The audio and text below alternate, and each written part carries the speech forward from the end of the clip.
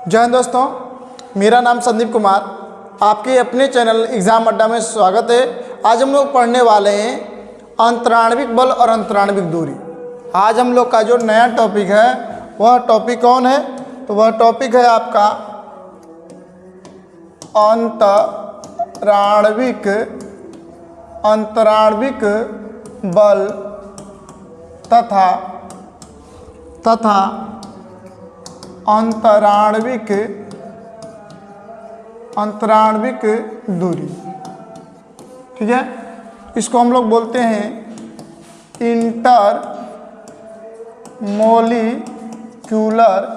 Intermolecular force and intermolecular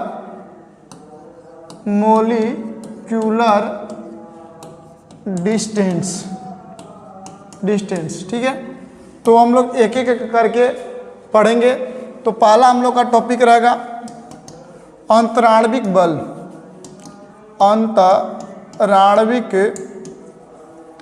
अंतराण्विक बल जिसको हम लोग बोलते हैं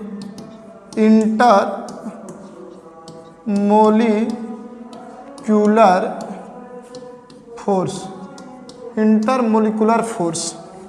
ठीक है, चलिए तो अब हम लोग बात करते हैं इंटरमोलिकुलर फोर्स की। दो अणुओं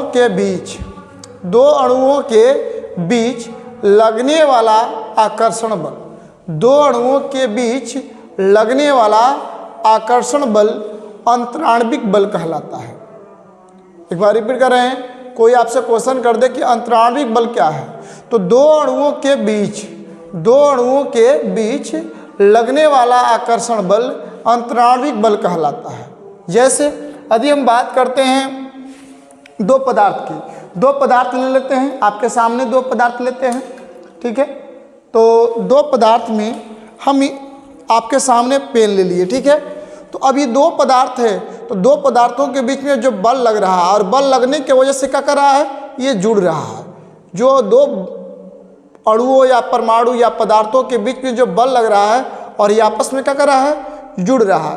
तो ये जो जुड़ रहा है, तो इसी जुड़ाव को हम लोग क्या बोलते हैं, अंतराण्विक बल बोलते हैं, इंटरमोलिकुलर फोर्स बोलते हैं। यानी जिस पदार्थ में जितने ज़्यादा अंतराण्विक बल लगेगा, जिस पदार्थ में जितना ज़्यादा अंतराण्विक बल लगेगा, वह पदार्थ उतना ही ज़्यादा ठोस बनेगा। ठीक है, तो अब हम लोग थोड़ा सा जान लेते हैं अंतराण्विक दूरी। ठीक है, अब हम लोग बात करते हैं नंबर 2 का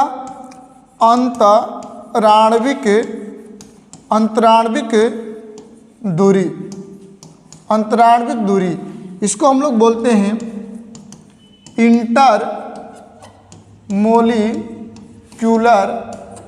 इंटरमोलिकुलर डिस्टेंस। तो अब कोई बोलेगा कि अंतराण्विक दूरी क्या है, तो दो अणुओं के बीच के न्यूनतम दूरी को अंतराण्विक दूरी इंटरमोलिकुलर डिस्टेंस कहते हैं। याद रहे, अणुओं के बीच अंतराण्विक दूरी प्राप्त हो भी सकता है और प्राप्त नहीं भी हो सकता है। अब हम लोग थोड़ा सा बात करते हैं अंतराण्विक दूरी का। मान लीजिए कि ये दो पदार्थ हैं और दो पदार्थों के बीच में जो बल लग रहा है और बल लगने की वजह से क्या कर रहा है, जुड़ रहा है। तो ये जुड़ रहा है और इसके अंदर जो बल लग रहा है, तो इस बल को हम लोग क्या बोलते हैं, अंतराण्विक बल, इंटरमोलिकुलर फोर्स कहते हैं। लेकिन ये आपस में जुड़ गया और जुड़ने के बाद थोड़ा सा इसमें गैप मिला, जगह मिला, स्थान मिला, तो इसी स्थान को हम लोग क्या बोलते हैं, अंतराण्विक दूरी कहते हैं। अब देखिए ध्यान रहे, अंतराण्विक दूरी प्राप्त हो भी सकता है और नहीं भी प्राप्त हो सकता है। अब थोड़ा सा हम जानते हैं, हमने कुछ समय पहले बतलाया कि जिस पदार्थ में अंतराण्विक बल जितना अधिक होगा, वह पदार्थ उतना ही ज़्यादा ठोस होगा।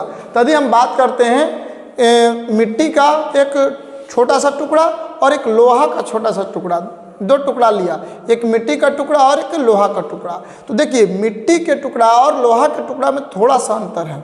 मिट्टी भी हमारा ठोस है और लोहा भी हमारा क्या है, ठोस है, लेकिन दोनों में क्या अंतर है, जो लोहे का टुकड़ा है उसके अंदर अंतराण्विक बल ज़्यादा है, और जब अंतराण्विक बल ज़्यादा है तो वो ज़्यादा एक दूसरे के अणु नज़दीक है, इसका मतलब हो कि वो ज़्यादा शक्तिशाली है। जबकि हम बात करें मिट्टी के टुकड़ा को, तो मिट्टी के टुकड़ा में अंतराण्विक बल है लेकिन बहुत क्या है, कमज़ोर है। तो इसके वजह से इसमें रिक्त स्थान कुछ प्राप्त हो सकते हैं। तो हमारे कहने का तात्पर्य है कि लोहे के टुकड़े में अंतराण्विक बल ज़्यादा है, इसलिए उनमें रिक्तियाँ मतलब अंतराण्विक दूरी कम है। जबकि मिट्टी के टुकड़े की बात करें तो मिट्टी के टुकड़े में अंतराण्विक बल है लेकिन बहुत ही कम है, जिसकी वजह से अंतराण्विक दूरी ज़्यादा होगा। यानी हम दोनों की तुलना करें मिट्टी के टुकड़े और लोहे के टुकड़े में, तो दोनों में अंतर यही होगा कि जो लोहे का टुकड़ा है उसमें अंतराण्विक दूरी कम होगी, जबकि मिट्टी के टुकड़ा की बात करें तो इस मिट्टी के टुकड़े में अंतराण्विक दूरी ज़्यादा होगी। किसके अपेक्षा? लोहा के अपेक्षा।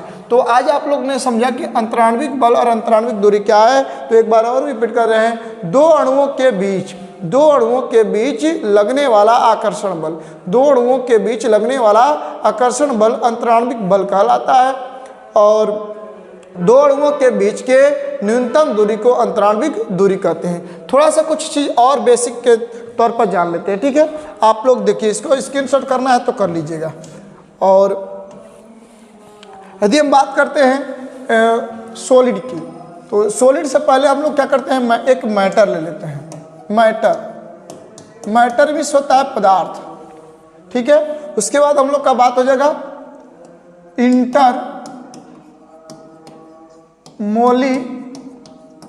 Intermolecular force. उसके बाद हो जाएगा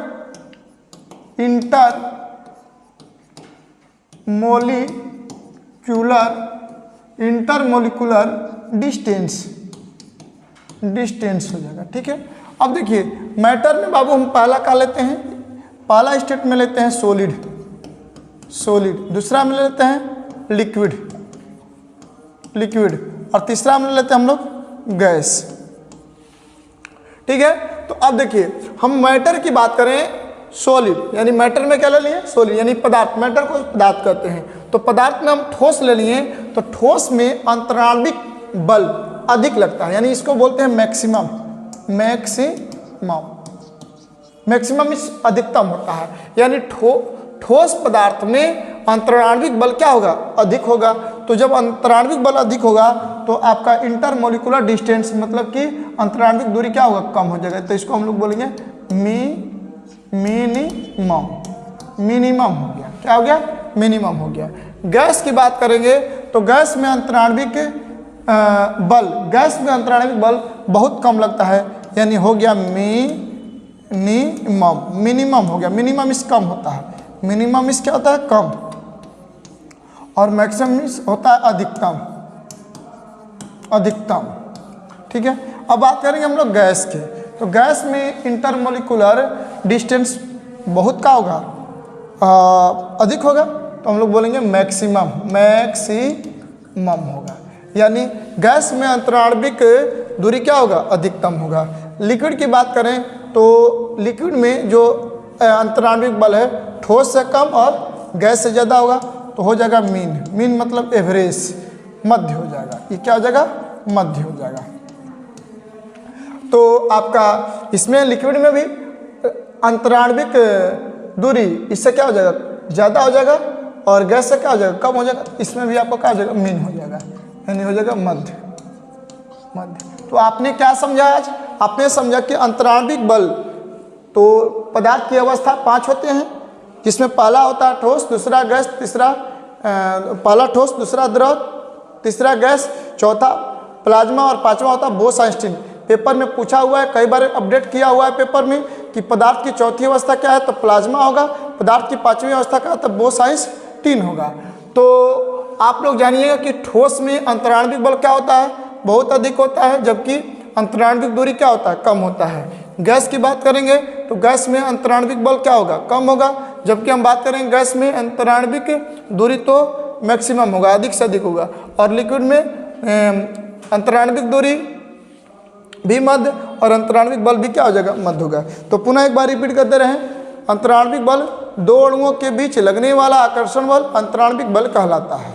अंतराण्विक दूरी दो अणुओं के बीच के न्यूनतम दूरी को अंतराण्विक दूरी कहते हैं। तो आज के लिए बस इतना ही। यदि यह वीडियो आपको क्लियर समझ में आ गया है तो अभी तक चैनल को सब्सक्राइब नहीं किए तो चैनल को सब्सक्राइब कर बेल आइकन घंटी को दबाएं और साथ में अपने दोस्त मित्र को भी शेयर करें। चलिए, धन्यवाद। जय हिंद।